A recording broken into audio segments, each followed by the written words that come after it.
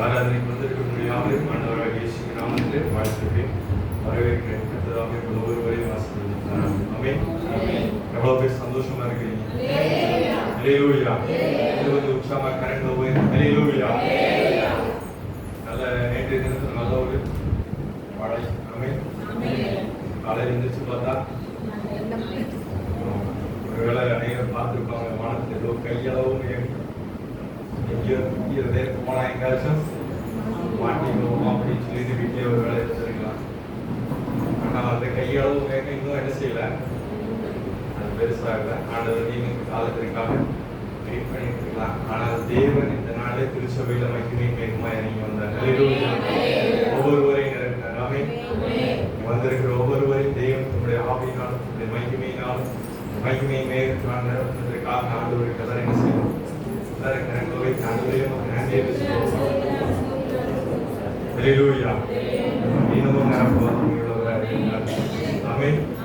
வாஞ்சியோடு இருக்கிற ஒவ்வொருவருக்கும் என்ன செய்யறாரு?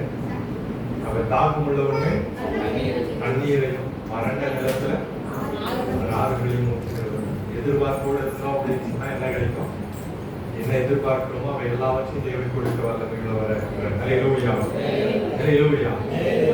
முறைகளை எங்களை முடிய ஒரு விஷயம் தேவனுடைய ஆவியானவர் நம்மோடு கூட இடைப்படும்படியாக நாம் யாவரும் சேர்ந்து நல்ல பிதாவே ஆசீர்வதிக்கப்பட்டதான இந்த மனமகிழ்ச்சினால் ஆராதனைக்காக ஒரு சமூகத்தில் வருகிறோம். நேரத்தில் நம்முடைய வார்த்தையை தியானிக்கும்படியாக அமர்ந்து இருக்கிறோம்.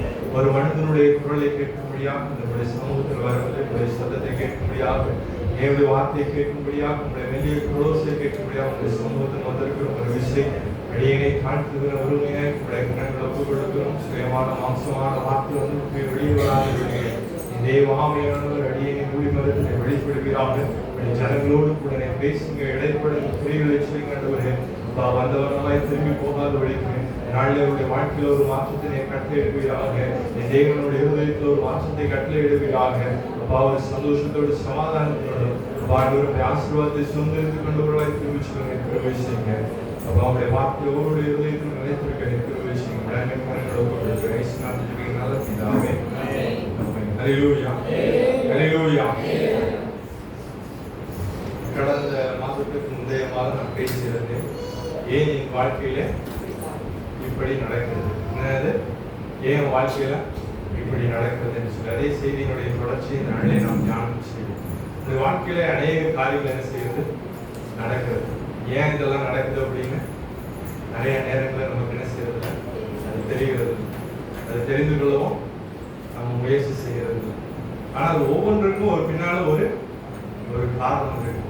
ஒருவேளை நான் வியாதியோடு இருக்கிறேன், ஏன் எனக்கு வியாதியில் ஒரு கேள்வியோடு இருந்தீங்க என்று சொன்னால் நாம் ஏற்கனவே தியானம் செய்யணும். வியாதிக்கான காரணம் என்னவாக இருக்கலாம் என்று சொல்லி. இப்போ தேவனுடைய சமூகத்தில் ஒருவேளை வியாதி இருக்கு அப்படின்னா தேவனுடைய சமூகத்துக்கு என்ன செய்யணும்? பிரச்சனை, உங்களுக்கு நிறைய பிரச்சனை இருக்கலாம். அந்த பிரச்சனைக்கு ஏராளமான காரணங்கள் இருக்கலாம். ஆனால் எல்லா பிரச்சனைக்கும் ஒரே ஒரு தீர்வு, ஒரே ஒரு மருந்து. யாரு? அப்போ பிரச்சனைக்கு காரணம் என்ன என்பதை நாம் தெரிந்து கொண்டு இந்த பிரச்சனையிலிருந்து விடுதலை செய்யக்கூடிய தேவனை நோக்கி நாம் பார்க்கும்போது தேவன் அந்த பிரச்சனையிலிருந்து என்ன செய்கிறார்? விடுதலை செய்வார். சும்மா நம்ம ஜெபிப்பதனால என்ன செய்யாது? அந்த பிரச்சனையிலிருந்து விடுதலை வராது. அப்ப அந்த பிரச்சனையிலிருந்து ஒரு விடுதலை வரணும்னு சொன்னா நம்ம செய்ய வேண்டிய சில காரியங்கள் உண்டு, நாம் செய்ய வேண்டிய சில வேலைகள் உண்டு. அவை எல்லாவற்றையும் நாம் சரியாக செய்யும் போது ஆண்டவர் என்ன செய்வாரு? அந்த பிரச்சனைகளிலிருந்து தேவன் நமக்கு விடுதலை கொடுப்பார். வியாதியிலிருந்து தேவன் நமக்கு விடுதலை கொடுப்பார். எப்பேற்பட்ட வியாதியா இருந்தாலும் சுத்தமாக யாரால முடியும்? இயேசுவால முடியும். இன்னைக்கு உலகத்துல எத்தனையோ வியாதிகள் இருக்கிறது. அநேக வியாதிகளுக்கு இன்னும் என்ன செய்யல, மருந்துகள்லாம் கண்டுபிடிக்க முடியல. ஆனால் அப்பேற்பட்ட வியாதியை இயேசுவால என்ன செய்ய முடியும்? சுகமாக முடியும். அப்ப அந்த விசுவாசம் நமக்குள்ள இருக்கு. இப்படி ஏராளமான காரியங்களை நாம் தியானம் செய்யணும். அநேகருடைய வாழ்க்கையில் என்ன இருக்கிறது? சிறையிருப்பு இருக்கிறது. ஏன் இந்த சிறையிருப்பு? எப்பொழுது என்னுடைய சிறையிருப்பு மாறும்? இந்த சிறையிருப்புக்கான காரணங்கள் என்னன்னு தெரியல. என்னுடைய சமூகத்தில் என்ன செய்யலாம்? காத்திருக்கலாம். இந்த செய்தியினுடைய காரியங்கள் எல்லாவற்றையும் பார்த்தோம் என்று சொன்னால் நம்முடைய வாழ்க்கையில் அநேக சூழ்நிலை நடக்கிறது. அவை எல்லாவற்றுக்கும் ஒரு காரணம் இருக்கிறது. ஆனால் உங்களுடைய வாழ்க்கையில நடக்கக்கூடிய காரியங்களை பற்றியது அல்ல இந்த செய்தி. வேதத்துல அநேக காரியங்கள் நடைபெற்று இருக்கிறது. அதுல என்ன காரணத்திற்காக இந்த காரியங்கள், ஏன் இந்த மனிதர்களுடைய வாழ்க்கையில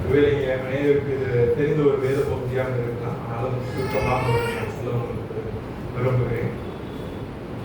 அப்சலோம் உங்களுக்கு எல்லாத்துக்கும் தெரியும் இல்லையா? அப்சலோம் யாரு? தாவீதுனுடைய பையன். ரொம்ப அழகான ஒரு பையன். இந்த பையனுக்கு ஒரு ஆசை வந்துச்சு. என்னது?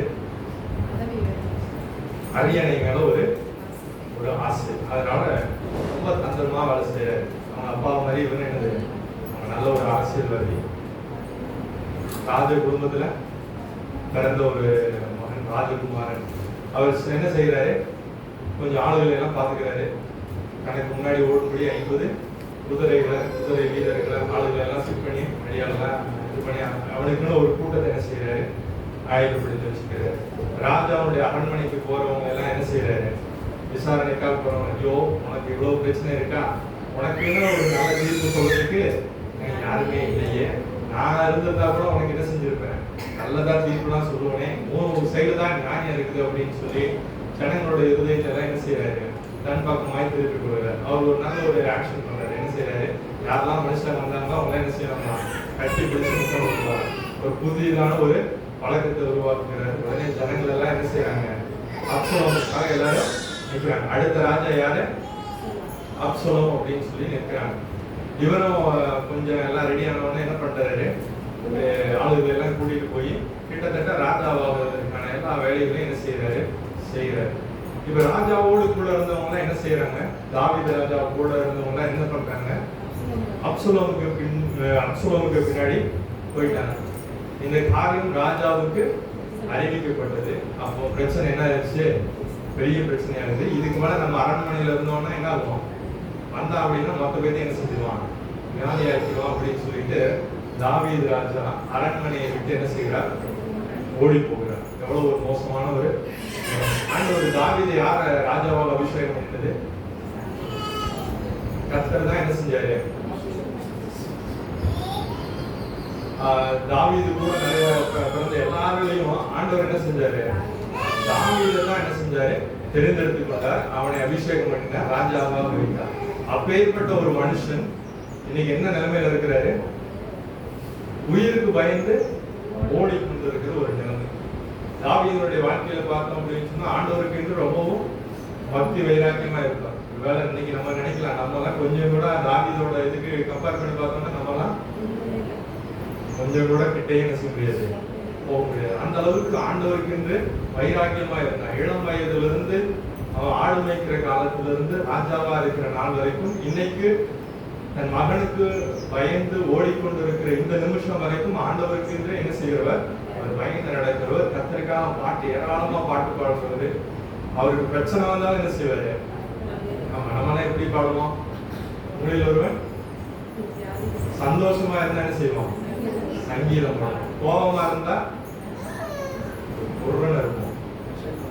ஆமா, இன்னும் இழப்புகளின் மத்தியில கழுவி ஊற்றும். ஆனா என்ன செய்ய மாட்டோம், பாடணும். இவர் என்ன பண்ணுவாரு, என்ன நடந்தாலும் பாடுவாரு, கொலை பண்ணாலும் என்ன செஞ்சுவாரு. ஆமா, இவருக்கு அருமையானவங்க எல்லாத்தையும் என்ன செஞ்சுறாங்க, கொலை பண்றாங்க, அப்பவும் பாடுறாரு. உயிருக்கு பயந்து ஓடுறாரு, அப்பவும் என்ன செய்யறாரு, பாடுறாரு. அடுத்த நாட்டு ராஜாட்ட சிக்கிக்கிறாரு, அப்பவும் என்ன செய்யறாரு, பாடுறாரு. என்ன எந்த ஒரு சூழ்நிலையா இருந்தாலும் என்ன செய்வாரு, அருமையா பாட்டு பாடுவாரு. கர்த்தர் அவர் வாயில இருந்து எப்ப பார்த்தாலும் என்ன செய்யும், கர்த்தருங்கிற வார்த்தை என்ன செய்யும், ஆண்டவரை குறித்து பேசிக்கொண்டே இருப்பார். இந்த தாவீது நடந்து போகிறார். எப்படி நடக்கிறார், கால்கள்ல ஒண்ணுமே இல்லை, வெறும் காலோட என்ன செய்கிறார், நடந்து போகிறார். என்னோட முகத்தை என்ன செய்கிறாரு, மூடிக்கொண்டு நடக்கிறார், வெறும் காலோடு. எப்பேற்பட்ட ஒரு தேவ மனுஷன், கர்த்தரால் அபிஷேகம் பண்ணப்பட்ட ஒரு கர்த்தருடைய மனுஷன், ஒரு உண்மையுள்ள தேவ மனுஷன். ஆனால் இன்னைக்கு என்ன செய்யறாரு, ஒரு மோசமான ஒரு நிலைமையில இருக்கிறார். ஏன் இப்படி நடக்குது யோசிச்சு பாருங்க. ஏன் தாவீதுடைய வாழ்க்கையில கர்த்தர் இப்படிப்பட்ட ஒரு காரியத்தை அனுமதிக்கிறார். நம்முடைய வாழ்க்கையில இதே மாதிரியான ஒரு சூழ்நிலை ஒருவேளை நீங்க கடந்து வந்திருக்கலாம். யோசிங்க, ஏன் எங்களுடைய வாழ்க்கையில இப்படிப்பட்ட ஒரு சூழ்நிலை நடைபெற்றுக் கொண்டிருக்கிறது. ராஜா அரண்மனையை காலி பண்ணிட்டு போறாரு. அரண்மனையை பாதுகாக்கிறதுக்காக தன்னுடைய வருமனை ஆண்டுகளில் ஒரு 10 பேர் என்ன செய்யறாரு வச்சுட்டு போறாரு. போற வழியில என்ன செய்யறான், பென்யமீன் கோத்திரத்தை சேர்ந்த ஒரு மனுஷன் வரான். பேர் என்ன, சிமேய். சிமேய் வந்து என்ன பண்றான், மேல கல் எடுத்து வீசுறான், மண்ணள்ளி வீசுறான். அப்ப அப்போ தாவீது ராஜா கிட்ட அவருடைய படை தளபதி கேட்கிறான், கூட்டு தள்ளிட்டுமா ஓவரா பேசுறான். என்ன பேசுறான்? நீ சவுனுடைய குடும்பத்தை கொலை பண்ணி அவனுடைய குடும்பத்துக்கு அவனுக்கு வர வேண்டிய ராஜ்யத்தை நீ என்ன செஞ்சிட்ட? அபகரிச்சு கொண்ட. அதனாலதான் கர்த்தர் நீங்க என்ன செஞ்சிருக்கிறாரு, உன் மகன் கிட்ட இருந்து உன்னை உயிருக்கு பயந்து ஓடக்கூடிய ஒரு கேவலமான ஒரு சூழ்நிலையை தேவன் கொடுத்திருக்கிறார். ஆமென். மனிதர்கள் என்ன செய்யறாங்க? ஏளனமாய் பேசிக்கொண்டு. காரணம் அதுவா? சவுனுடைய குடும்பத்தில இருந்து தாவீது அரசாங்கத்தை எப்படி அடிச்சு பிடிங்கிட்டாரா? ஆண்டவர் அபிஷேகம் பண்ணிட்டாரு, ஆண்டவர் சவுலையும் அவன் கையில கொடுத்துட்டாரு. ஆனாலும் அவன் என்ன செய்யல? அவன் வெயிட் பண்ணிட்டு இருக்கிறான். கர்த்தர் எனக்குன்னு ஒரு காலத்தை கொடுப்பார். ஒருவேளை சவுல் தான் இப்ப ராஜா, அவருடைய வாழ்நாள் முடிந்து மரணம் அடையலாம், அல்லது ஒரு போர்ல போய் மரணம் அடையலாம். அவர் மரணம் அடைந்த பிறகு கர்த்தர் எனக்கு அந்த ஆட்சியை என் கையில கொடுப்பாரு. அது வரைக்கும் நான் என்ன செய்வேன்? பொறுத்து இருப்பேன் அப்படின்னு சொல்லி பொறுமையோட இருக்கிறான். ஆனால் இங்க பென்யமீன் கோத்திரத்தான் என்ன செய்யறான்? இந்த சிமையை ரொம்ப பயங்கரமா வசைப்பாடுகிறான். அநேக வேளைகளில நம்முடைய வாழ்க்கையில ஒரு சூழ்நிலை இப்படி வரும்போது, நீ ஆண்டவருக்கு விரோதமா இப்படி எல்லாம் பண்ண, அதனாலதான் ஆண்டவர் என்ன செய்யறாரு, உன்னை இப்படி எல்லாம் தண்டிக்கிறாருன்னு என்ன செய்வாங்க அநேக மனிதர்கள் ஒரு வேளை அப்படி பேசலாம். நீ எப்படி பண்ண, ஆண்டவரை நீ நீ விட்டுட்டு போயிட்ட. உண்மை என்னன்னு யாருக்கும் என்ன செய்யாது, தெரியாது. எல்லாரும் வாய்க்கு வந்ததான் என்ன செய்வாங்க, பேசுவாங்க. யோபனுடைய வாழ்க்கையில அநேக காரியங்கள் நடந்து விட்டது. யோபனுடைய நண்பர்கள்லாம் வந்தாங்க, நீ உத்தமனா நடக்கவில்லை, நீ ஆண்டவருக்கு செம்மையா என்ன செய்யல, நடக்கவில்லை, கர்த்தருக்கு பிரியமாக நீ நடக்கவில்லை, நீ ஆண்டவருக்கு முதலிடம் கொடுக்கவில்லை. யோபனுடைய சிநேகிதருடைய பேச்சு அப்படிதான் இருந்தது. அதனாலதான் ஆண்டவர் என்ன செய்தார், அடித்தார். உங்களுடைய வாழ்க்கையில் ஒரு பிரச்சனை வருகிறது, ஒரு போராட்டம் வருகிறது என்று சொன்னார், பின்பாக ஒரு காரணம் இருக்கும். அது உண்மையான காரணத்தை என்ன செய்யணும், அறிந்து கொள்வது மிகவும் அவசியமா இருக்கு. இப்படிப்பட்ட ஒரு சூழ்நிலையில தாவீது சொல்லுகிறாரு, கொலை பண்ணிடலாமா அப்படின்னு கேட்டா, இல்ல அவன் எல்லாம் என்ன செய்ய வேண்டாம், கொலை பண்ண வேண்டாம், அவன் என்ன செய்யட்டும், பேசட்டும். கர்த்தர் அவன் பேச சொல்லி இருக்கிறாரு, என்னை கேட்க சொல்லி இருக்கிறார். ஆமென். ஆமென். நம்ம அப்படி சொல்லுவோமா? ஒரு ராஜாவா இருக்கிறோம், கைய கத்தி இருக்குது, இப்படி ஒருத்தர் பேசினா மேல மண்ணலி போடுறான், என்ன பண்ணுவான்? சிரச்சேதம் பண்ணிடுவோம். என்ன சொன்னாங்க தெரியல. சரி. ஆனா தாவீது சொல்லுகிறாரு, கர்த்தர் அவனை பேசும்படி கர்த்தர் அவனுக்கு என்ன செய்திருக்கிறார், கட்டளை இட்டு இருக்கிறார். ஆமென். கர்த்தர் கட்டளை இடலாம் அப்படின்னு அவன் என்கிட்ட என்ன செய்ய முடியாது. நமக்கு முன்னாடி தப்பா பேசுறாங்க அப்படின்னா அவங்க சொல்லுங்க, கர்த்தர் அவனை என்ன செஞ்சிருக்காரு, பேச சொல்லிருக்காரு. தாராளமா என்ன செய்ய, எவ்வளவு தப்பா பேசியோ என்ன செய்ய, பேசு. கர்த்தர் உனக்கு கட்டளை இட்டு இருக்கிறார், அதனால நீ என்ன செய்யற, பேச. இல்லைன்னா உன்னால இங்க என்ன செய்ய முடியாது, ஒரு வார்த்தை கூட என்ன செய்ய முடியாது, பேச முடியாது. ஆண்டவர் என்ன இன்னைக்கு அதை கேட்கணும்னு எனக்கு வச்சிருக்கிறாரு. நானும் என்ன செய்யறேன், கேட்டு துவைக்கிறேன். நீ எவ்வளவுலாம் பேசுவியோ பேச, நானே காதார என்ன செய்யறேன், கேட்கிறேன். எவ்வளவு பெரிய இருதயம் பாருங்க. நம்மளா இருந்தா நம்மளும் சேர்ந்து இரு நீ என்ன பேசாத, நம்ம ரெண்டு சேர்ந்து ஒருத்தர் என்ன செய்யலாம், பேசலாம். யார சொல்லி உங்ககிட்ட இருக்கு, நமக்கு என்ன ஒருத்தர் இருக்கிறார், நம்ம ஒரு வாய்ப்புங்க தெய்வம், அவரை நம்ம ரெண்டு பேரும் சேர்ந்து பேசுவோம். இந்த சவுளை கொள்ளிட்டாருந்தா நமக்கு பிரச்சனை, அது நான் கொள்ளல, அவர் தான் கொண்டாரு. வா, என்னையும் இப்படிதான் அவர் தான் படுத்துறாரு, வா ரெண்டு சேர்ந்து ஆண்டவர் என்ன செய்யலாம், வசை பாடலாம் அப்படின்னு நம்ம சேர்ந்து என்ன செய்யணும், பாடலாம். ஆனா தாவீது என்ன செய்யறாரு, ஒரு வார்த்தையில அவ்வளவு ஒரு மோசமான ஒரு நிலைமையில இருக்கிறாரு. அடுத்த நிமிஷம் எவ்வளவு நேரம் உயிரோட இருப்பான்னு தெரியல. அங்க பாக்குறாங்க, ஒரு செய்தி கேள்விப்படுறான், அகித்தோப்பேல் என்ன செஞ்சிட்டான், அங்க போயிட்டு அப்சலோம் தாவீது கூட இருந்தான். அவனுடைய வார்த்தை எப்படிப்பட்ட வார்த்தைன்னு சொல்லுகிறது, தேவனுடைய வார்த்தை போல இருக்குமா. அவன் கொடுக்கிற ஒரு ஆலோசனை தேவன் கொடுக்கிற ஒரு ஆலோசனை போல இருக்குமா. அதை ஃபாலோ பண்ணா போதும், அவ்வளவுதான். பயங்கரமான ஒரு அரசியல் ஆலோசகர், அரசியல் குரு, தாவீதுக்கு பக்கபலமா இருந்த ஒரு மனுஷன் இன்னைக்கு எங்க இருக்கிறாரு, அப்சலோம் கூட. அந்த நேரத்துல என்ன செய்யறாரு, ஜோமனர், ஏசப்பா இந்த அப்சலோம் நல்ல ஆலோசனை கொடுப்பான், அதை பைத்தியமாக மாற்றி கொடுங்க. நம்ம என்ன ஜோமனர், அந்த அகித்தோப்பேலின் ஆலோசனையை பைத்தியமாக்கி போடுவீங்க அப்படின்னு சொல்லி என்ன செய்யறாரு, ஜெபம் பண்றாரு.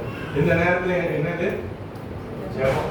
ஓடி போற நேரத்திலையும் சும்மா நல்ல ஒரு இந்த காரியங்கள் எல்லாம் தியானிக்கும் ரொம்பவும் ஆச்சரியமா இருக்குது. எப்பேற்பட்ட ஒரு சூழ்நிலை, உயிருக்கு பயந்து ஓடிக்கொண்டு இருக்கிற ஒரு சூழ்நிலை. நம்ம வாழ்க்கையில பார்த்தோம் இருந்துச்சுன்னா வாழ்க்கை முழுவதும் என்ன செய்யலாம், ஓடிக்கொண்டே இருந்தான். குடும்பத்தினால ஒதுக்கப்பட்டிருந்தான். அதுக்கப்புறம் சவுலுனால என்ன செய்யப்பட்டான், புறக்கப்பட்டான். ஓடுறான் ஓடிக்கொண்டே இருக்கிறான். இஸ்ரவேலின் எல்லை எங்கும் ஓடுறான். இஸ்ரவேலுடைய எல்லையும் தாண்டி வெளியே ஓடிட்டான். அந்த ஒரு சூழ்நிலை இப்ப ராஜாவான பிறகு என்ன செய்யறான், ஒரு ஓடக்கூடிய ஒரு சூழ்நிலை. ஏன் இப்படி நடக்கிறது என்று நம்ம என்ன செய்யணும், யோசிக்கணும். என்ன நடக்குது? ஆனால் ஆண்டவர் என்ன செய்கிறார், தாவீதோட கூட தான் இருக்கிறார். கர்த்தர் என்னோடு கூட இருந்தா இப்படி எல்லாம் ஏன் நடக்கணும் அப்படின்னு என்ன செய்யணும், ஒரு கேள்வி வரும். தாவீதுக்கு அப்சலோமுக்கு வந்துட்டு அகித்தோபேல் என்ன செய்யறான், ஒரு ஆலோசனை சொல்றான். என்ன சொல்றான், இப்ப போனீங்க அப்படின்னா திடீர்னு ஒரு 12,000 பேரை மட்டும் ரெடி பண்ணாரு. அப்படியே நான் கூட்டிட்டு போறேன். அப்படியே கும்பலா போறோம். போன உடனே என்ன செஞ்சிடலாம், ஜனங்கள் எல்லாம் ஓடி போயிடுவாங்க. ஆல்ரெடி எங்க ஓடிட்டு இருக்காங்கன்னா வனாந்தரத்துல போயிட்டு இருக்காங்க. குடிக்க சாப்பிட்றதுக்கு ஒண்ணும் கிடையாது, வெறும் இதோட ஓடிட்டு இருக்காங்க. இப்போ போனோம் அப்படின்னா ஜனங்கள்லாம் என்ன செஞ்சிருவாங்க, தெரிச்சு ஓடிடுவாங்க. ராஜாவை மட்டும் பிடிச்சி காலி பண்ணிட்டு ஜனங்கள் எல்லாத்தையும் என்ன செஞ்சிடறாங்க. பயங்கரமான ஒரு ஆலோசனை. எல்லாரும் ஓ சூப்பர் சூப்பர் சூப்பர் அப்படின்ட்டு. அந்த நேரத்துல ஊசாய் தாவீதுடைய நண்பன் என்ன பண்ணா, இது நல்ல ஆலோசனை. அவன் நல்ல ஒரு வார்த்தை சொன்னான். எப்பவும் அகித்தோபேல் நல்ல ஆலோசனை கொடுப்பான். ஆனா இந்த வாட்டி கொடுத்தது நல்ல ஆலோசனை. லெட்ஸ் வெயிட், கொஞ்ச நேரம் வெயிட் பண்ணுவோம். ஒரு பெரிய படையை கூட்டுவோம். பயங்கரமான ஒரு ஆலோசனை சொல்றாரு. என்னது பெரிய படை, நான் முதல் பெயர்சபா மட்டும் இருக்கிற எல்லா ஜனங்களையும் கூட்டுங்க, எல்லாரும் போலாம், மொத்தமா போய் இறங்குவோம். அவர் எங்கேயும் போய் ஒளிஞ்சிக்க முடியாத அளவுக்கு என்ன செய்யலாம், போலாம். ஒரு பட்டணத்துக்குள்ள போனார் அப்படின்னா கயிறு போட்டு என்ன செஞ்சிடலாம், சல்லடை போட்டு சடிச்சு எடுத்துடலாம். எங்க இருந்தாலும் அவர் பிடிச்சி என்ன செஞ்சிடலாம், கொலை பண்ணிடலாம். டைம் கொடுக்குறேன். என்னது டைம். யுத்தத்துக்கு காலத்துக்குன்னு வந்துட்டா அப்படின்னா தாவீதை யாராலும் என்ன செய்ய முடியாது, ஜெயிக்கவே முடியாது. தாவீது போய் இருக்கிற நேரத்துல இப்போ போனா என்ன செய்யலாம், ஜெயிக்கலாம். ஆனா அப்சலோம் பாருங்க, தாவீது அகித்தோப்பேலுடைய ஆலோசனை காட்டுல இவனோட ஆலோசனை ரொம்ப மாசா இருக்கு, பிரம்மாண்டமா இருக்கு. நம்ம போனோம்னா அப்படி பயங்கரமா இருக்கும்னு சொல்லி ஒரு ஹீரோ மாதிரி இருக்கலாம்னு ஒரு பெருமை வந்துச்சு. என்னாச்சு, அதை கர்த்தர் கட்டளையிட்டார். அல்லேலூயா. நான் சொல்லல, வேதம் சொல்லுது. கர்த்தர் அகித்தோப்பேலின் ஆலோசனை அபத்தமாக்கும்படிக்கு கர்த்தர் கட்டளையிட்டார் என்று சொல்லி வேதம் சொல்லுகிறது. ஆமென். இவர்கள் நமக்கு விரோதமா நிறைய பேர் ஆலோசனை செய்து கொண்டிருக்கலாம். ஆனா எந்த ஆலோசனை என்ன செய்யாது, நடக்காது. ஆலோசனை எல்லாம் ஒண்ணுமே இல்லாம நம்ம ஜெபிக்கணும். ஆமென். ஜெபிக்கணும்.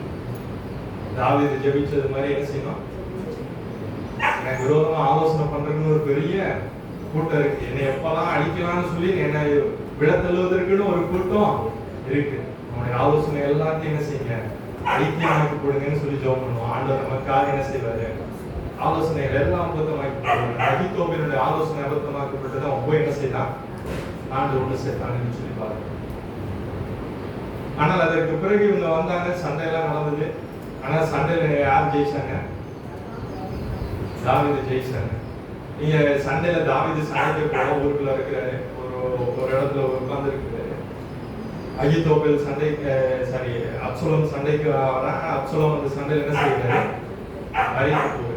ஆனா இந்த காரியங்கள்லாம் நடைபெறுவதற்கு முன்பாக அப்சலோம் ஒரு வேலை செய்தார். என்ன அப்படின்னு சொன்னா 2 சாமுவேல் 16ஆம் அதிகாரத்துல 22வது வசனத்துல நம்ம பார்த்தோம் என்று சொன்னால், தாவீது என்ன செய்யறார் என்றால் அரண்மனையை பாதுகாக்கும்படியாக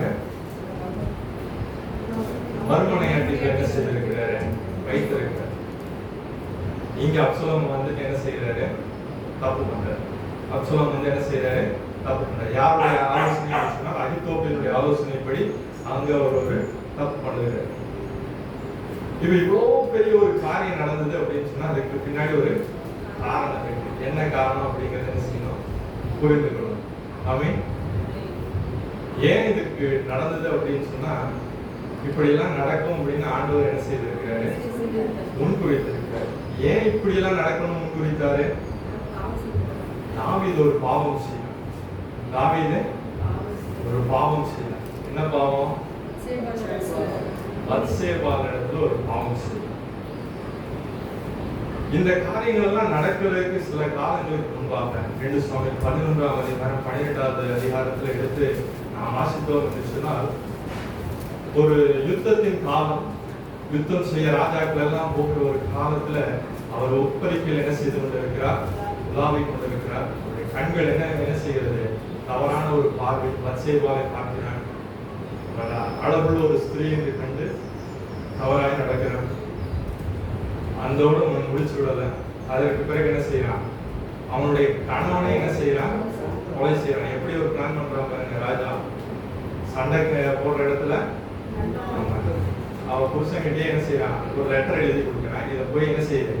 படைத்தளபதி கிட்ட கொண்டு போய் கொடுன்னு சொல்லிட்டு அதுல என்ன எழுதியிருக்கு அப்படின்னு சொன்னா, இவன் என்ன செய்ய முன்னாடியில நிறுத்து, யுத்தம் பெருசா நடக்கும், அப்ப அவனை அங்கேயே நிறுத்திட்டு நீங்களா என்ன செஞ்சிருங்க, பின்னாடி வந்தா அவன் செத்து போயிடட்டும் அப்படின்னு சொல்லிட்டு ஒரு லெட்டர் எழுதி கொடுக்குறாரு. அவன் கையாலேயே அவனுக்கு ஒரு மரண தீர்ப்பு எழுதி கொண்டு போய் கொடுக்குறான். ரொம்ப ஒரு ராஜாவுக்காகவும் அந்த போர் படை தளபதிக்காகவும் ரொம்பவும் தீவிர ஒரு விசுவாசியான ஒரு மனுஷன்.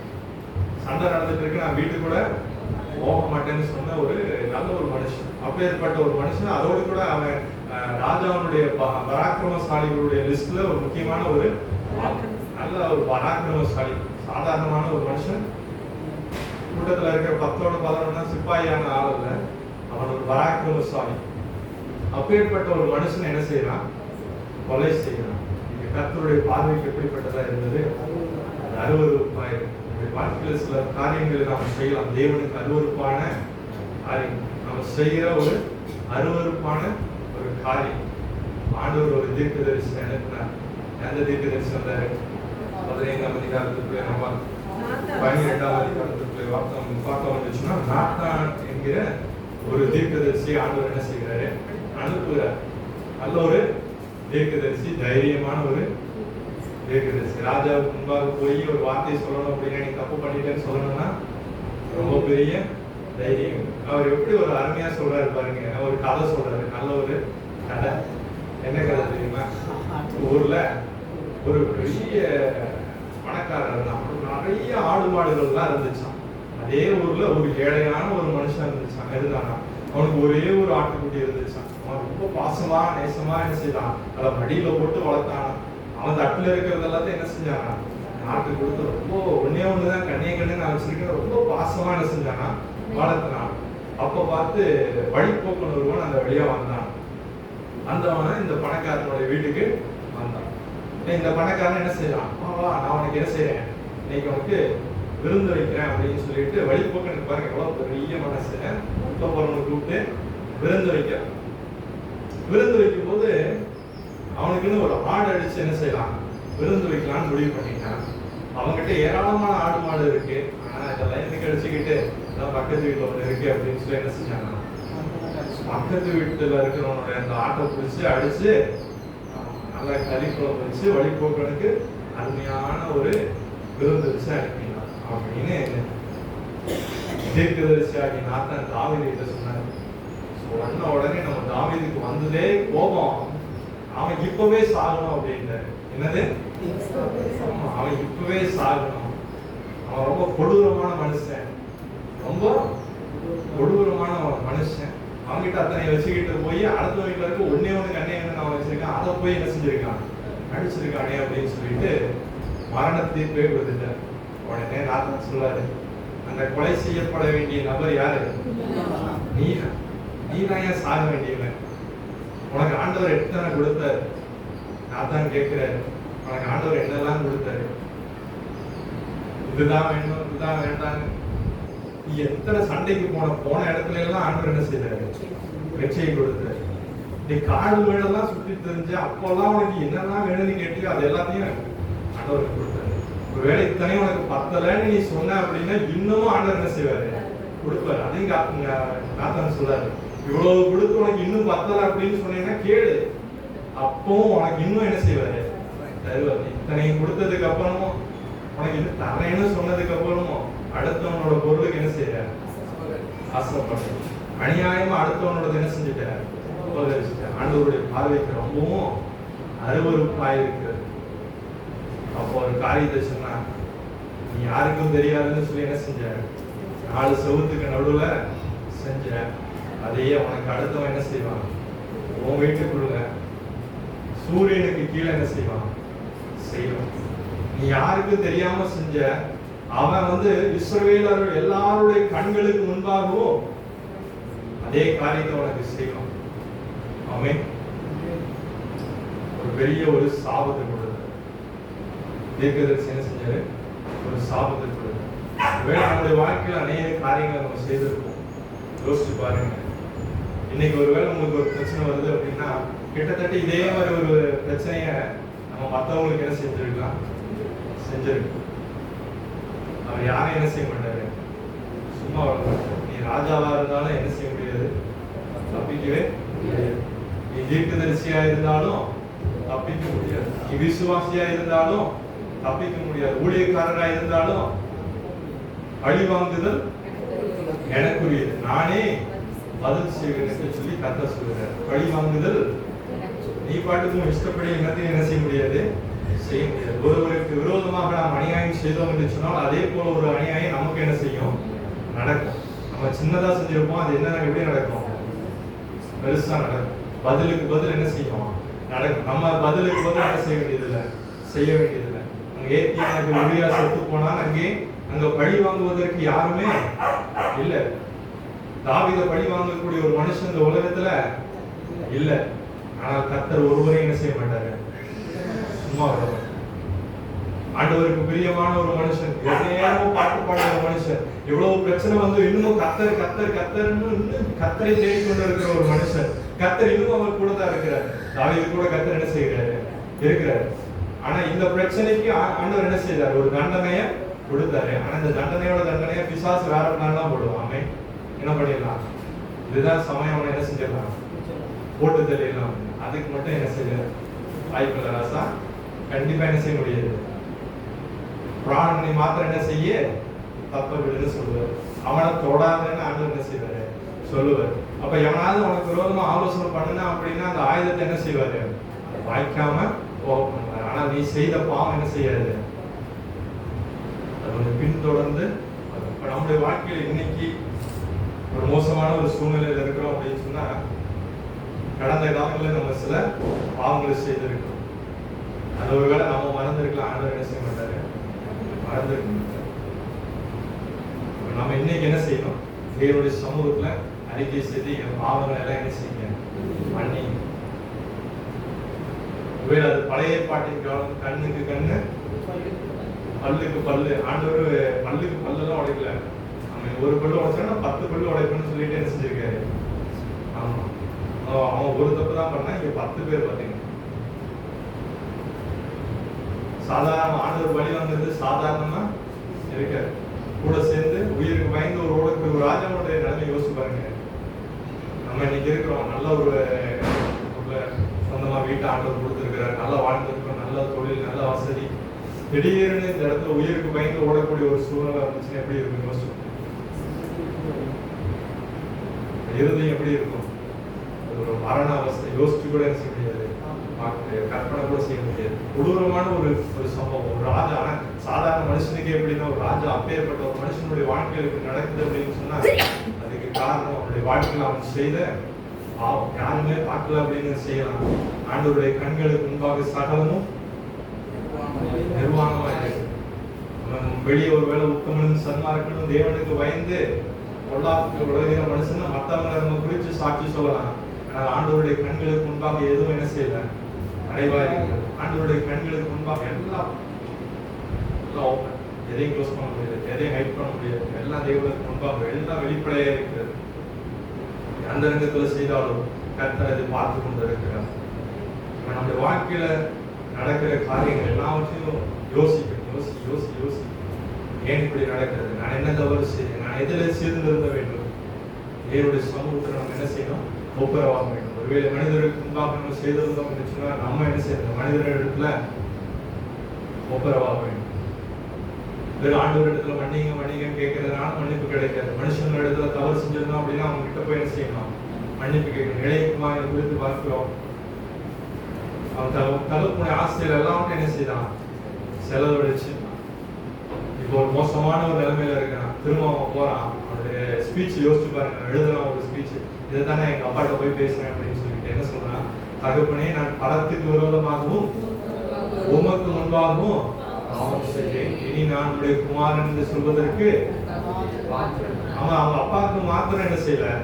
விரோதமா பாவம் செய்யலாம். அவன் அப்பாவுக்கு விரோதமா மாத்திரம் பாவம் செய்யல, அவன் ஆண்டவருக்கு விரோதமா என்ன செய்திருக்கான்? பாவம் செஞ்சிருக்கான். ரெண்டுமே நம்ம யோசிக்கணும். ஆண்டவருக்கு விரோதமாக செய்த பாவத்தையும் யோசிக்கணும், மனிதர்களுக்கு விரோதமாக செய்த பாவத்தையும் யோசிக்கணும். அப்ப ரெண்டு பேர்கிட்டையும் நம்ம என்ன செய்யணும்? ஒப்புரவாகணும். வெறும் தேவனிடத்துல மாத்திரம் கேட்டாலும் என்ன செய்யாது? மன்னிப்பு கிடைக்காது. இல்ல மனுஷன் கிட்ட நான் சாரி சொல்லிட்டேன், ஆண்டவர்கிட்ட வந்து பேச வேண்டியதில்லை அப்படின்னா அதுவும் என்ன செய்யாது? நிலைக்காது. ரெண்டு பேர்கிட்ட என்ன செய்யணும்? ஒப்புரவாகணும். நான் பரத்துக்கு விரோதமாகவும் உமக்கு முன்பாகவும் பாவம் செய்தேன், இனி நான் உங்களுடைய குமாரன்னு சொல்றதற்கும் தாழ்த்தணும். நம்ம என்ன செய்யணும்? தாழ்த்தணும். ஒருவேளை நம்ம யோசிக்கலாம், சூழ்நிலை எப்படி இருந்ததுன்னு சொல்லி சப்பா கிட்ட கேட்டலாம், இல்ல ஏன் செயல் இப்படி ஒரு நியாயம் இருக்குதுன்னு சொல்லி யோசித்து கொண்டு இருக்கலாம். ஆனால் எந்த நியாயமும் தேவனுக்கு முன்பாக எடுபடாது. நீங்க யோசிக்கிற காரியம் நம்மளுடைய இருதயம் யோசிக்கணும். இல்ல நம்ம ஒரு தப்பும் செய்யல, அவங்க தான் முதல்ல இப்படி செஞ்சாங்க, அதனாலதான் நம்ம என்ன செஞ்சோம்? இப்படி செஞ்சோம். அவங்க என்ன செஞ்சாங்கிறது முக்கியம், நம்ம என்ன செய்யணும்? தேவனுக்கு முன்பாக பரிசுத்தமாக வாழ வேண்டும், தேவனோடு கூட சஞ்சரிக்க வேண்டும் என்று சொல்லி விரும்புகிறேன்னா, தேவனுக்கு விருப்பம் இல்லாத, தேவன் வெறுக்கிற, தேவன் அருவருக்கிற காரியங்களுடைய வாழ்க்கையில் இருக்கும் என்று சொல்லலாம். இன்றைக்கு ஒரு விஷயம் யோசிச்சு பாருங்க, என்னென்ன அப்படிப்பட்ட காரியங்கள் இருக்கு தேவனுடைய சமூகத்தில். அவை எல்லாத்தையும் என்ன செய்யணும்? ஒப்பு கொடுக்கணும். அப்பொழுது ஆண்டவர் என்ன செய்வாரு? பிரச்சனையில இருந்து ஒரு விடுதலை கொடுப்பார். தாவீது கூட கடைசி நிமிஷம் வரைக்கும் அந்த பிரச்சனைக்கு தண்டனை வாங்க வேண்டிய ஒரு சூழ்நிலை நமக்கு வரக்கூடாது அப்படின்னு சொன்னா, அந்த பிரச்சனை அதுக்கு முன்னாடி என்ன செய்யணும்? தேவனிடத்துல நம்ம ஒப்புரவாக்குறவர்களாக காணப்படும். நாமே இங்கே தாவீது செய்த ஒரு பாவத்து நிமித்தமாக நம்முடைய வாழ்க்கையில ஒரு பிரச்சனை. இதே போல ஒரு சம்பவம் தாவீதுடைய வாழ்க்கையில நடைபெறும். ஆண்டவர் ஒரு தீர்க்கதரிசி அனுப்புகிறார். 2 சாமுவேல் புஸ்தகம் 24வது அதிகாரத்துல 2 சாமுவேல் புஸ்தகம் 24வது அதிகாரத்தை நாம் திருப்பிக் கொள்வோம். இங்க ஒரு சம்பவம் நடக்கிறது. தாவீதோட இருதயத்துல ஒரு எண்ணம், ஜனங்களை என்ன செய்ய வேண்டும்? எண்ணி பார்க்க வேண்டும். ஜனங்களை எண்ணி பார்க்கணும். ஏன்னா நான் பயங்கரமா ஆளுகை செய்கிறேன், அதனால ஜனங்கள் எல்லாம் சந்தோஷமா வாழ்றாங்க. முன்னாடி எல்லாம் சண்டை போட்டு எல்லாம் செத்து போயிட்டாங்க. இப்போ ஆண்டவருடைய கிருபையினால என்னுடைய ராஜ்யபாரத்தினால எனக்கு ஒரு பெருமை வருகிறது. அப்ப தாவீது கிட்ட வேலை செய்யற அந்த யோவாப் சொல்லுகிறார், ஆண்டவர் இன்னமும் உங்களுடைய ஜனங்களை ஆசீர்வதிப்பார், உயர்த்துவார், இன்னும் அவர்கள் பழகி பெருகுவாங்க. எதற்காக போய் எண்ணிக்கிட்டு இருக்கிறீங்க அப்படின்னு சொல்லி. இல்ல நான் எண்ணி பார்த்தே ஆகணும் அப்படின்னு. சரி ராஜா சொன்னா என்ன செய்யணும்?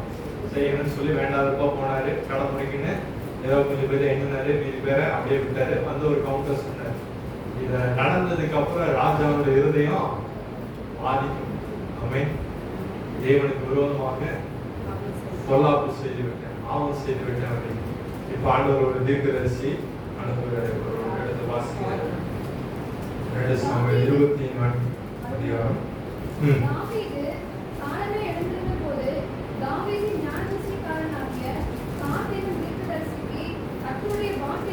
காத் அப்படின்னு ஒரு தீர்க்கதரிசி ஆண்டவர் என்ன செய்யறாரு?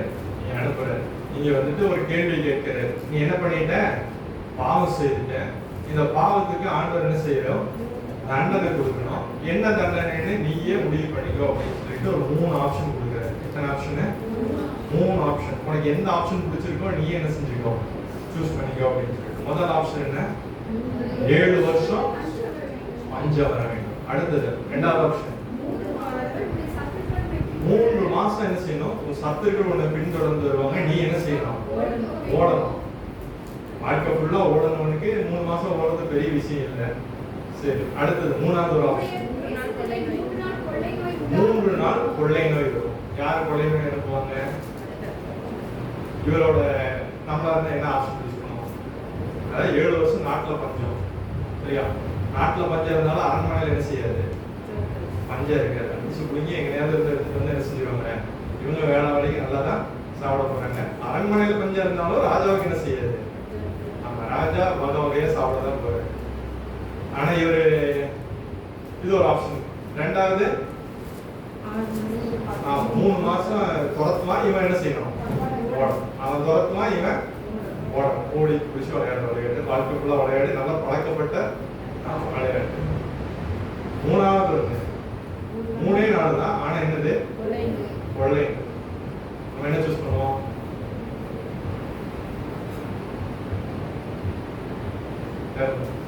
என்ன சூஸ் பண்ணணும்னு சரி. இவரும் அதே மாதிரி ஒரு குழப்பமான ஒரு சூழ்நிலையில இருக்கலாம். என்ன யோசிச்சுட்டு இருக்கிறார் மண்டே என்ன ஆரம்பிக்கணும் அப்படின்னு சொல்லி தீர்க்கதரிசி கேட்கிறார், என்னை அனுப்பினவருக்கு நான் என்ன உத்தரவு சொல்லணும், சீக்கிரம் சொல்லு, நான் போய் என்ன செய்யணும் சொல்லணும். நீ பாடி யோசிப்பேன், உட்காந்து யோசிச்சுட்டே இருப்பேன். அவங்க ஒரு வார்த்தை, அருமையான ஒரு வார்த்தையை சொல்றாரு பாருங்க, மனுஷருடைய கைகளில் விழாதிருப்பேனாக கர்த்தருடைய கையிலே விழுகிறேன். அவர் அடிக்கிட்டு கொள்ளை நோய அனுப்பிட்டோம். ஏன் அப்படின்னு சொல்றாரு. அதுக்கு அவரே பதில் சொல்றாரு, மனுஷங்கிட்ட சிக்கணும்னா இறக்கமே என்ன செய்ய மாட்டான், அமைக்க மாட்டான். ஆனா ஆண்டவருடைய கைகளை என்ன செய்யும், அவருடைய கைகள் இறக்கம், அவருடைய கண்கள் ஒரு இறக்கம். பிரச்சனையில மாட்டிக்கிட்டான். இப்ப என்னது, ஆண்டவருடைய சமூகத்துல ஒரு இறக்கம் கிடைக்கணும். ஒரு அருமையான ஒரு ஆப்ஷன் என்ன செய்யறாரு, சூஸ் பண்ண. நல்ல ஒரு அருமையான விளக்கத்தையும் கொடுத்தார். அதே போல ஆண்டவர் எப்படிப்பட்டவரா இருந்தாரு, இறக்கம் உள்ளவரா இருந்தார். எல்லாம் நாடு முழுக்க கொள்ளை நோய் வந்துச்சு. கடைசியா எருசலேமுக்கு அதே தேவதூதன் வந்தான். வந்தபோது என்ன செஞ்சான், பட்டயத்தை உருவனவனா நிக்கிறான். தாவீது பார்த்து பயந்துட்டு வீட்டை விட்டு வெளியே போகாம பயந்து நின்றுட்டு இருக்கான். ஒரு வார்த்தை சொன்னான், நான் தானே தப்பு பண்ணேன், இந்த ஆடுகள் என்ன செய்யுது அப்படின்னு சொல்லிட்டு ஆண்டவர் அந்த தீங்குக்காக என்ன செய்தாரு, மனஸ்தாபம், இரக்கம் பண்ணார்.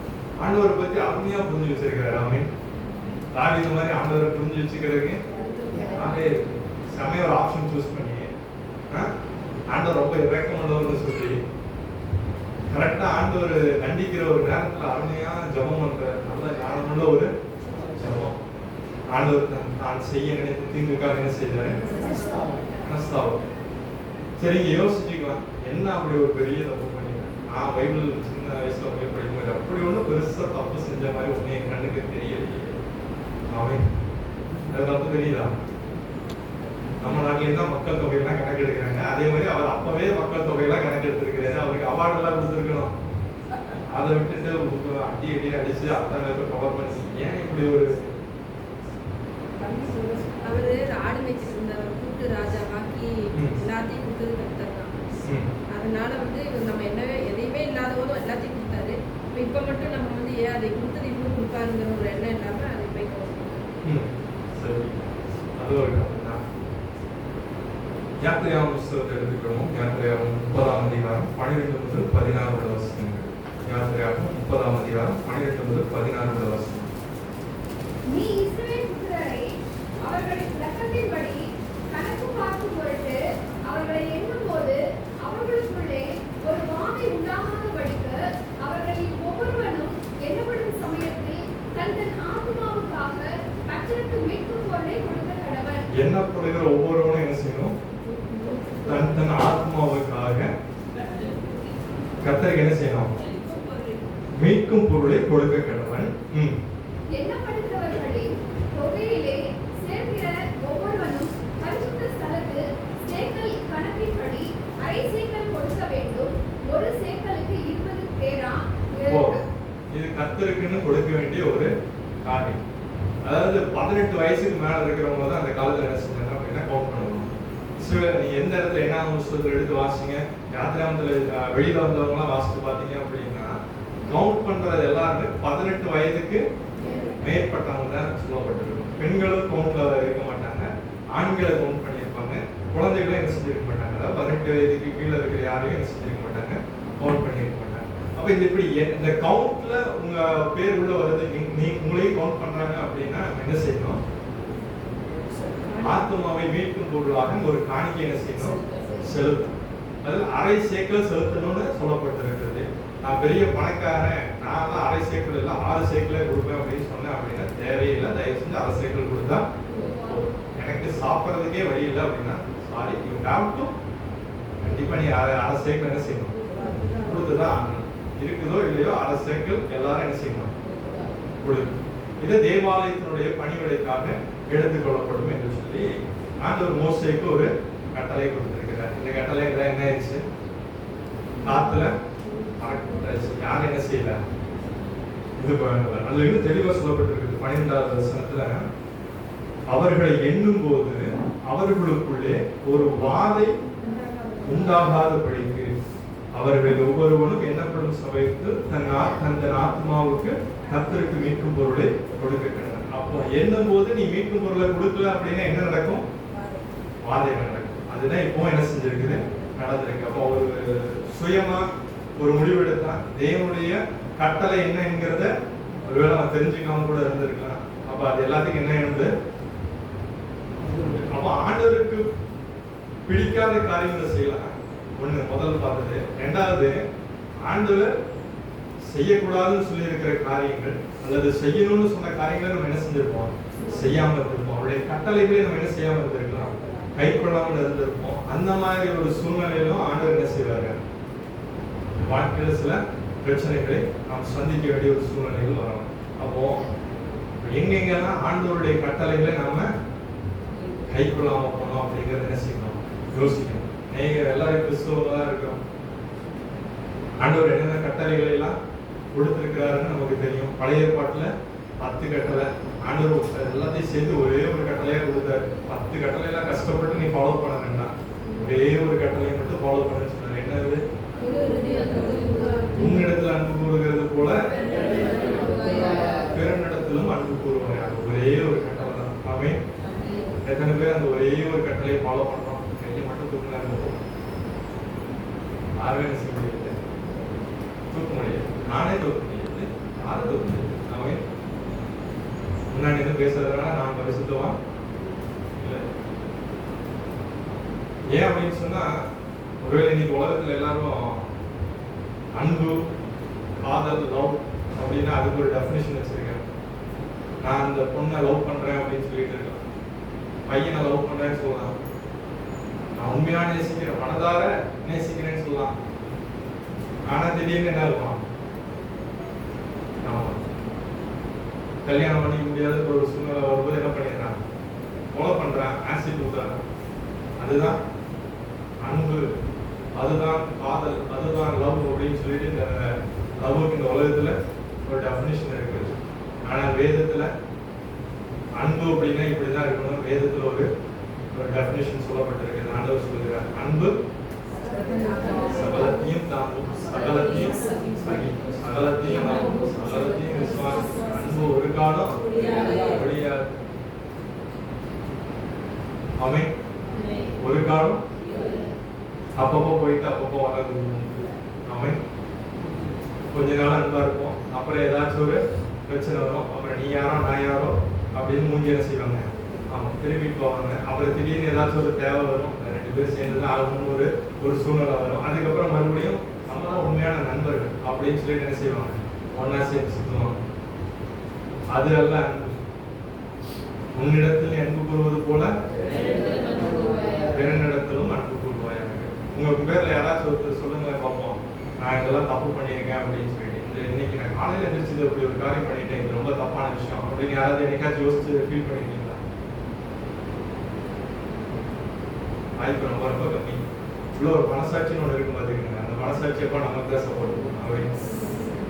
மனசாட்சி இவனுக்குலாம் மனசாட்சி இருக்குதா இல்லையான்னு கேட்டா மனசாட்சி இருக்குது. அந்த மனசாட்சி யாருக்கு சப்போர்ட் பண்ணுவோம்?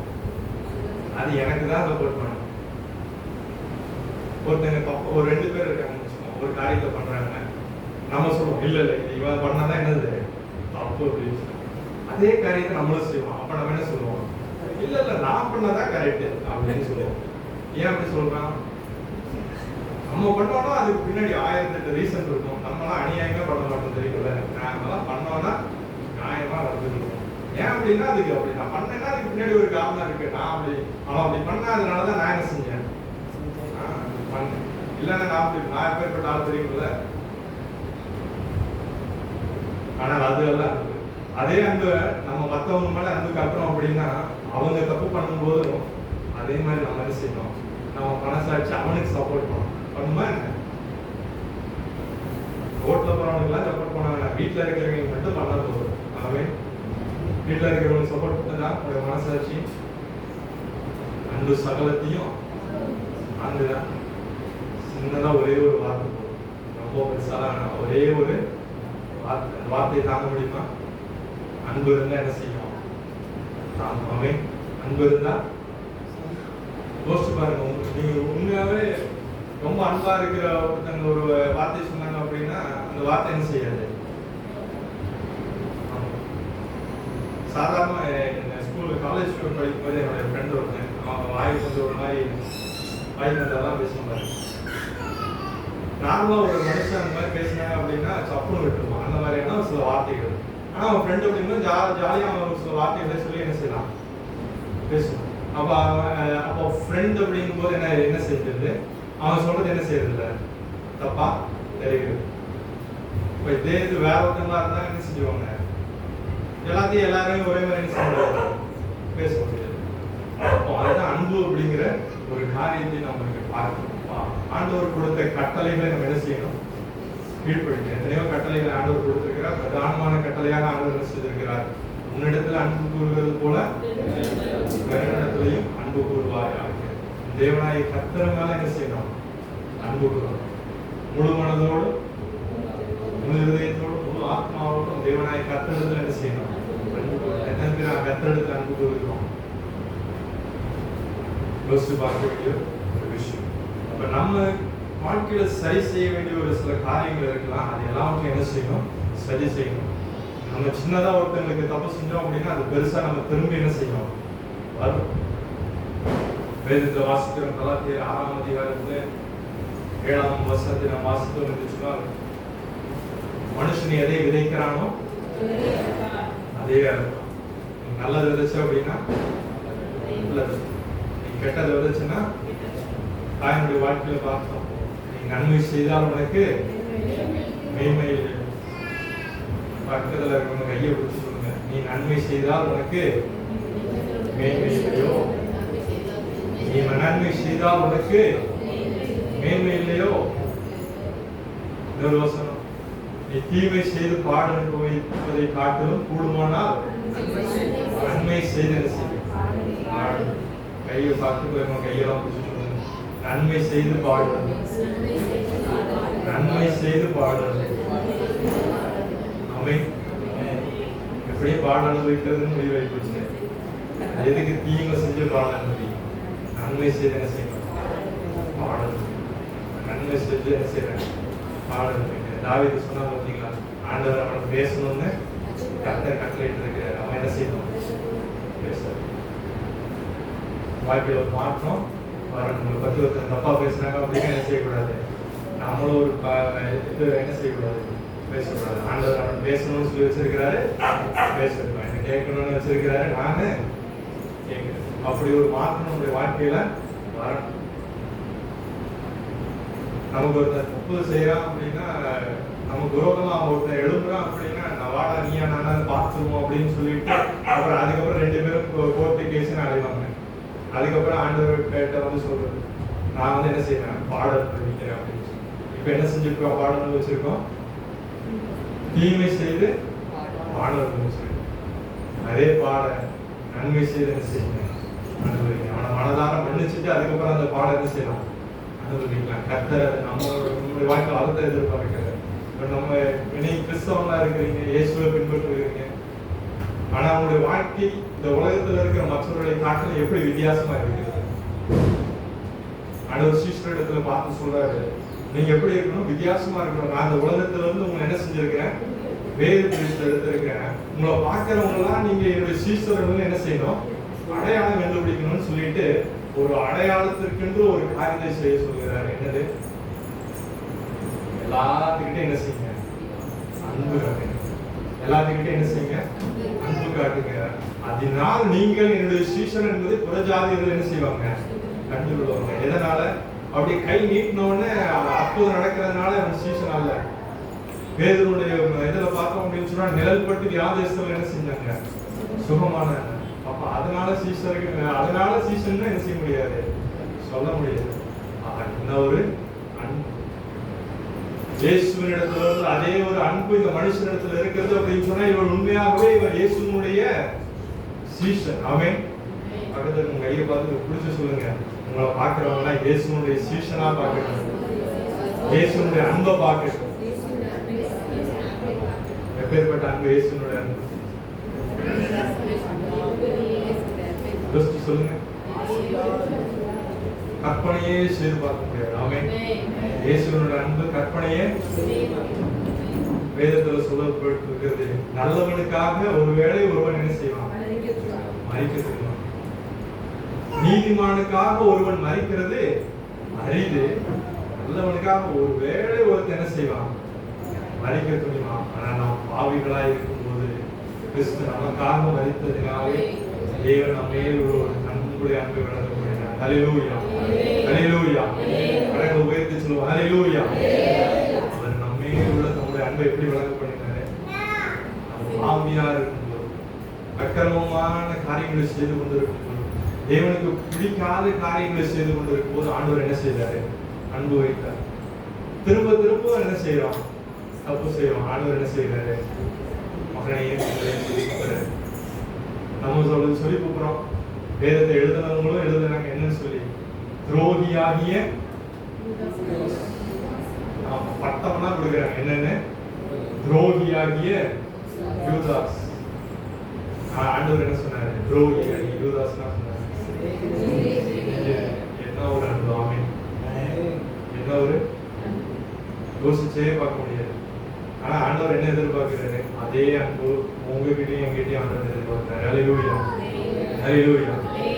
அந்த அன்பை காட்ட முடியுமா? மண்டை ஆட்டத்தை காட்ட முடியுமா? அதான் ஆண்டவர் கேட்கிறார், என் அன்பை என்ன செய்ய? உங்களுடைய சாந்த குணம் எல்லாருக்கும் என்ன செஞ்சிருக்கணுமா? தெரிஞ்சிருக்கு. ஹல்லேலூயா. நம்ம எவ்வளவு காணிக்க போடுறோம் அப்படிங்கிறத என்ன செய்யக்கூடாது? பிள்ளைகளுக்கெல்லாம் சொல்லி கொடுத்து வளர்க்கணும். எனக்கெல்லாம் கையில காசு கொடுத்தா எல்லாம் கையில வச்சு கசக்கி குடிச்சு அந்த ஜபம் முடியறதுக்கு முன்னாடி என்ன செஞ்சுறாங்க? ஆமா, ஊருக்கே படம் போட்டெல்லாம் காமிச்சுட்டு நம்ம காணிக்க பெட்டி கிட்ட வர்ற வரைக்கும் என்ன செஞ்சுருக்கணும்? நம்ம எல்லாத்தையும் காமிச்சுட்டு தான் காணிக்கை கொண்டு வரும்போது என்ன செய்யக்கூடாது? ஐயா மூடி என்ன செய்யணும்? பிள்ளைகளுக்கு குழந்தை என்ன செய்யணும்? கற்றுக் கொடுக்கணும். யாருக்கு நான் இவ்வளவு கொடுக்குறேன் அவ்வளவு கொடுக்குறேன் கம்மியாக கொடுத்தாலும் அந்த பிள்ளை ஜாஸ்தி கொடுத்தாலும் பிரச்சனை இல்லை. ஆனா யாருக்கு என்ன செய்யக்கூடாது? ஏழைக்கு உதவும். யாருக்கு என்ன செய்யக்கூடாது? தெரியக்கூடாது. யாருக்கும் தெரியாம என்ன செய்யணும்? கொடுக்கணும். ஆனா ஒன்னே ஒன்று தெரிஞ்சுக்கணும். என்னது? சாந்த குணம். ஆமென். சாந்த பக்கத்துல இருக்கவங்க கையை பிடிச்சி சொல்லணும், சாந்த குணம் எல்லாத்தையும் காமிக்கணும். காமி காமி ஆண்டவர் சொல்றாரு, இதை எல்லாத்தையும் என்ன செய்யணும்? காமிக்கணும். பெருமைப்படு. ஆமென். சாந்த குணம் உள்ளவன் அப்படின்னு மற்றவங்க என்ன செய்யணும்? நம்மளே தண்டவரம் போடுது தப்பு. நான் தான் உலகத்திலேயே சாந்த குணம் உள்ளவன். மோசையை பார்த்து ஆண்டவர் சொன்னார். என்ன சொன்னாரு? பூமியில் உள்ள மனிதர்களில் சாந்த குணம் உள்ள ஒரு மனுஷன், வீட்டில் இருந்து உண்மையுள்ள ஒரு மனுஷன். ஆண்டவர் நம்மளை குறித்து என்ன செய்யணும்? சாட்சி சொல்லணும். ஒரு விசுவாசி உங்களை குறித்து என்ன சொல்லணும்? சாட்சி சொல்லணும். உங்க பக்கத்து வீட்டுக்காரங்க உங்களை குறித்து என்ன சொல்லலாம்? சாட்சி சொல்லணும். மாமியார் உங்களை குறித்து என்ன சொல்லணும்? சாட்சி சொல்லணும்.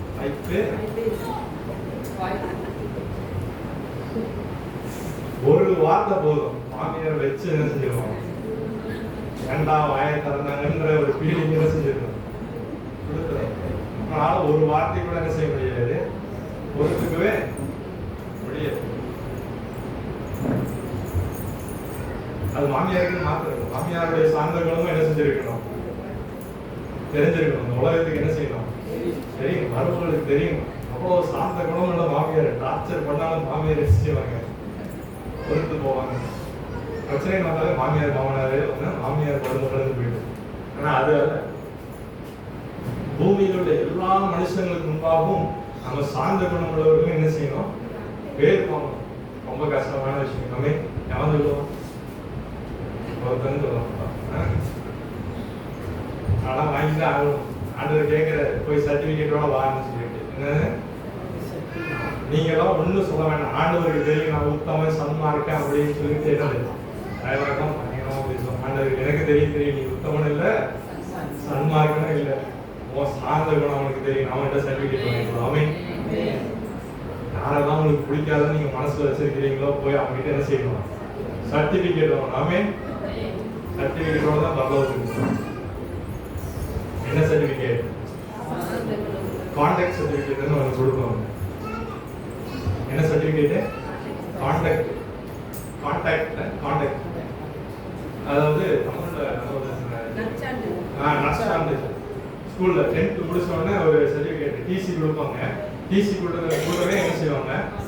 ஒரு சான்று கொடுப்பாங்க, கான்டாக்ட் சர்டிஃபிகேட். அது இருந்தால் தான் என்ன செய்ய முடியும், அடுத்த 11th போய் சேர்த்துவாங்க. இல்லைன்னா கான்டாக்ட் சர்டிஃபிகேட் என்ன செய்யும், நல்ல மனுஷன் ஒரு சர்டிஃபிகேட் என்ன செய்யும் வாங்கிட்டோம். முன்னெல்லாம் இந்த பள்ளிக்கூடத்தில் சேர்த்துனோம்னா பிரச்சனை வராதுன்னு ஒன்று சர்டிஃபிகேட் என்ன செய்யும் சொல்லுவாங்க. இன்னைக்கும் இருக்குது கான்டாக்ட் சர்டிஃபிகேட் எல்லாம் என்ன செய்ய முடியாது. நம்ம அடுத்த ஸ்கூலுக்கு போய் சேர முடியாது. டீச்சர்ஸ் எல்லாம் இது பண்ணுவாங்க.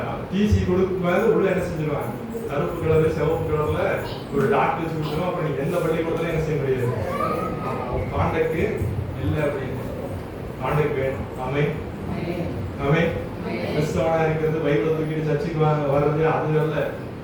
சார்ந்த குணம் எல்லாத்துக்கும் என்ன செய்யணும் தெரிஞ்சிருக்கு. பூமியில் உள்ள எல்லா மனுஷர்களிடத்துல என்ன செய்யுங்க, கூடுமானா என்ன செய்யுங்க,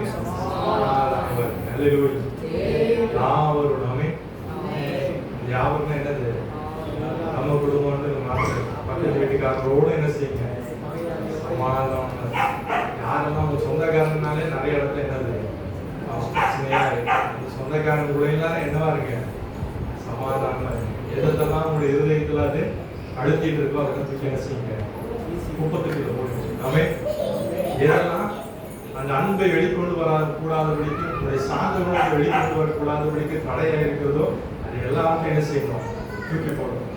தேவனுக்கு பிடிக்காத காரியங்கள், தேவன் வெறுக்கிற, தேவன் அருவருக்கிற எல்லா காரியங்களும் என்ன செய்யணும், தூக்கி வெளியே போடணும்.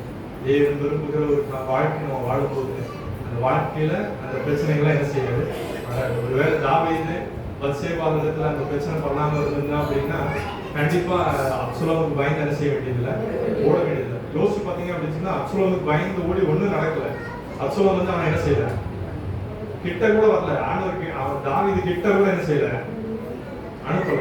அந்த அளவுக்கு ஆண்டவருடைய பாதுகாப்புல இருக்கிறான். அவனுடைய வாழ்க்கையில ஒரு கசப்பான ஒரு சம்பவம், அவனுடைய வாழ்க்கையின் கடைசி வரைக்கும் ஒரு அந்த ஒரு அவனோட இதுல இருந்து என்ன செய்யாது, மறக்கவே முடியாது. ஒருவேளை வயது முதிர்ச்சியினால அவனுக்கு மெமரி பவர் தான் போயிருக்கான். ஆனா கண்டிப்பா சொல்றேன், அவனுக்கு இந்த விஷயம் என்ன செஞ்சிருக்காரு. இன்னொரு நாள் தப்பு பண்ணுவியா, அதான் ஒரு வன்மையான ஒரு வசனத்தை சொல்லுவார், நான் உபத்திரவப்பட்டது நல்லது, அதனால ஒரு பிரமாணங்களை கற்றுக்கொண்டேன். நாமே உபத்திரவப்பட்டது நல்லது. இவ்வளவு தப்பு நடந்ததுக்கு அப்புறம் சொல்றான் மனுஷன், என்ன சொல்றான், நான் உபத்திரவப்பட்டது. ஒருவேளை தாவீது நினைச்சிட்டு இருக்கலாம், அவன் கண்ணுக்கு முன்னாடி பாக்குற எல்லாம் நான் தான்டா ராஜா, இந்த நாட்டுல இருக்கிற எல்லாமே எனக்கு தான் சொந்தம், கண்ணுக்கு அழகா இருக்குதான், அந்த பொண்ணு எனக்கு தான் சொந்தம் அப்படின்னு அவன் நினைச்சு கொண்டு இருக்கலாம். அழகெல்லாம் எனக்கு தான் அப்படின்னு அவன் நினைச்சிருக்கலாம். அந்த ராஜா, அந்த பெரிய எல்லாம் எனக்காக படைக்கப்பட்டதுக்கு வந்து நினைத்து கொண்டு இருக்கலாம். ஆனா அன்னைக்கு ஒன்று கத்துக்கொண்டான், எனக்கு ஆண்டவர் எது கொடுக்குறாரோ அது மாத்திரம்தான் எனக்கு. அவன் உங்களுக்கு ஆண்டவர் எதை கொடுக்குறாரோ அது மாத்திரம் தான் எனக்கு. அதை தாண்டி எங்கேயும் என்ன செய்யக்கூடாது, கண்டு போகவே. ஆண்டவர் சும்மா விட மாட்டாரு. இவன் திருந்திட்டானா திருந்தலையான கடைசி வரைக்கும் டெஸ்ட் பண்ணிட்டே இருப்பாரு. அவன் சோதனை வந்துகிட்டே இருக்கு. ஆண்டவர் தாவீதை சோதிச்சார். அவனுக்கு வயசாயிடுச்சு, பயங்கர குளிர். அவர் நல்ல கம்பளம் எல்லாம் போட்டு நல்ல பெட்ஷீட் எல்லாம் போட்டு இது பண்றாங்க. ஆனாலும் குளிர் என்ன செய்ய மாட்டேங்குது, விட மாட்டேங்குது. உடனே அரண்மனையில் இருக்கிற அறிவாளிகளுக்கெல்லாம் வந்து ராஜாவுக்கு பணிபடை செய்வதற்குன்னு ஒரு பெண் வேணும், இளம் அழகான பொண்ணா இருக்கணும். அவன் இஸ்ரவேல் தேசம் எங்கும் சுற்றி தெரிஞ்ச ஒரு அழகான பொண்ணை கொண்டு வந்து தாவீது முன்னாடி கொண்டு வந்து பணிபடை செய்ய விட்டாங்க. ஆனா இந்த வாட்டி என்ன செய்ய மாட்டாரு, அவர் தப்பு செய்ய மாட்டார். ஹல்லேலூயா. இப்போ அவர் என்ன செய்யல, அவர் ராஜா தான். இந்த வாட்டி லீகலா கூட அவருக்கு ஒரு ஆப்ஷன் கிடைச்சிருக்குது. லீகலாவது இல்லீகலாவது எனக்கு இருக்கு என்ன இல்லை, ஒரு தடவை அடி வாங்கினா அவ்வளவுதான். இதுக்கு மேல நாங்க திரும்ப நல்ல ஒரு பழமொழி உண்டு, நல்ல மாட்டுக்கு நல்ல மனிதனுக்கு ஒரு சொல். நல்ல மனிதனுக்கு என்னது ஒரே ஒரு சொல். அந்த நாள் இந்த நாள் கர்த்தர் உங்களுக்கு ஒரு நல்ல மனிதனாக ஒரே ஒரு வார்த்தையை கொடுத்திருக்கிறார். இப்போ இன்னைக்கு எல்லாரும் எழுந்திருப்போம். இன்னைக்கு ஒப்பு கொடுப்போம். ஒரு எழுந்திருந்த வாசிங்க. லூக்கா 13ஆம் அதிகாரம் 4வது வசனம். எல்லாரும் எழுந்து. சீலோவாமிலே கோபுரம் விழுந்து 18 பேரை கொன்றதே எருசலேமில் மனுஷர் எல்லாரும் அவர்கள் குற்றவாளிகள் என்று நினைக்கிறீர்களோ? அப்படி அல்லவென்று உங்களுக்கு சொல்லுகிறேன். நீங்கள் மனம் திரும்பாமல் போனால் எல்லாரும் அப்படியே கெட்டு போவீர்கள். ஹல்லேலூயா. நீங்கள் மனம் திரும்பாமல் போனால் எல்லாரும் அப்படியே கெட்டு போவீர்கள். யோசிச்சு பாருங்க. இன்னைக்கு எல்லாரும் சபைக்கு வந்திருக்கிறோம், கர்த்தரை ஆராதிக்கலாம், நல்ல ஒரு வாழ்க்கை வாழலாம். ஆனால் ஒரு விதத்துல கண்களை ஏறெடுத்து பார்த்தா, ஐயோ எத்தனையோ பேர் ஜனங்கள் இன்னைக்கு இருந்தவங்க இன்னைக்கு என்ன செய்யறாங்க? இல்ல திடீர்னு இப்ப ஆண்டவர் சொல்றாரு, சீலோவாம்னு ஒரு பெரிய கோபுரம் என்ன செஞ்சிச்சு? இடிஞ்சு விழுந்துச்சு. 18 பேர் என்ன செஞ்சுட்டாங்க? செத்துட்டாங்க. உடனே இவங்களோட பேச்சுலாம் எப்படி இருக்கு? அவன் கெட்டவன், அவன் பாவம் செஞ்சா செத்துட்டான். வேலை இன்னைக்கு நம்ம அப்படி பேசிக்கொண்டு வரலாம் இருக்கலாம். ஆண்டவர் சொல்லுகிறார், அந்த 18 பேர் பாவிகள் அல்ல, அந்த 18 பேரை காட்டிலும் நீ உத்தமனும் அல்ல. மன திரும்பாமல் போனால் எல்லாரும் என்ன செய்வீங்க? கெட்டு போவீங்க. இன்னைக்கு இந்த உலகத்துல எத்தனையோ பேர் அழிந்து